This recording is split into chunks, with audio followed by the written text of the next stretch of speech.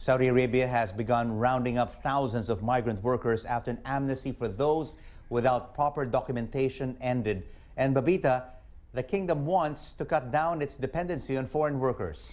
Yeah, that's right, Rico. Saudi Arabia is hoping that by cutting numbers of foreign workers, it will increase employment for Saudi nationals. Now, in total, there are about 9 million expatriates living in the kingdom, making up about a third of its total population. Since April, 4 million workers, typically from countries such as the Philippines, Indonesia, India, Pakistan and Yemen, they've obtained the documentation to stay under the new rules. Well, another million took up the opportunity to return home under the amnesty. It's unknown, though, how many remain illegally, but officials have made it clear that from now they will face fines and even prison terms if they are caught. Well, let's get more on this. With me is BBC World Service Middle East editor Leana Hosea. Leana, good to see you. Thank you for joining us. It's an interesting development, isn't it? I'm keen to find out from you who exactly is affected and how many. Well, 1 million Bangladeshis, Filipinos, Indians, Pakistanis, Sri Lankans, Yemenis, they all went home in the last 3 months alone. I mean, the border, for example, of Yemen, they've been overwhelmed with busloads of 6,000 Yemenis in the last 2 days.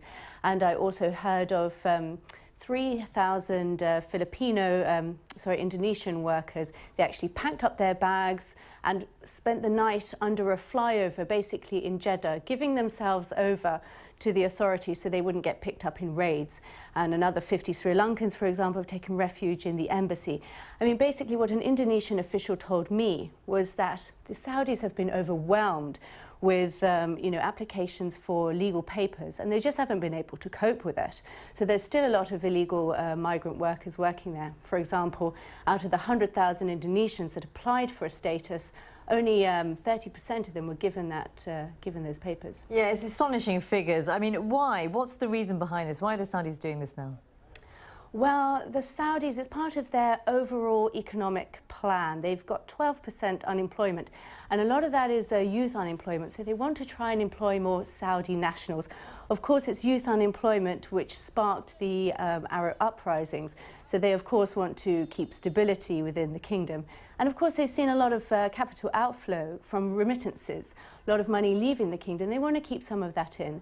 So they've said to illegal workers, well, you can either voluntarily go or face jail or fines. And of course, it's not just the workers, but employers and landlords who are putting these illegal workers up could also face punishment. And what, Leana, do you anticipate might be the impact on the economy, for example? Because I presume the Saudis are guessing that they will be able to fill that labour shortage with their own. And if that's not the case, then they've got a bit of a sticky situation here. Well, the problem is that a lot of these workers who are illegal workers, they're doing the jobs that Saudis don't want to do. They're doing the low-paid labourer jobs and domestic jobs. And, a lot of those domestic labourers, they are, for example, they're illegal because it's easier to exploit an undocumented worker. We've heard some horror stories about domestic workers. So, I think they'll have to offer, workers, they'll have to open it up to have more workers coming back.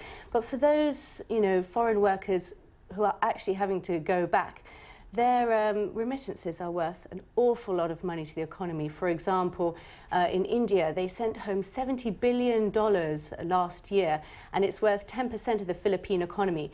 So those countries are going to be really badly economically hit. And also from a personal perspective, I heard from some South Indian workers, they've paid a lot of money to get over to Saudi Arabia, and then they're having to go back, they're having to sell homes, their possessions to pay off debts. Some are even committing suicide. It's very interesting and indeed a controversial legislation there that's coming up to expire. But for now, Leana, thank you so much for talking us through that. Leana Hosea there.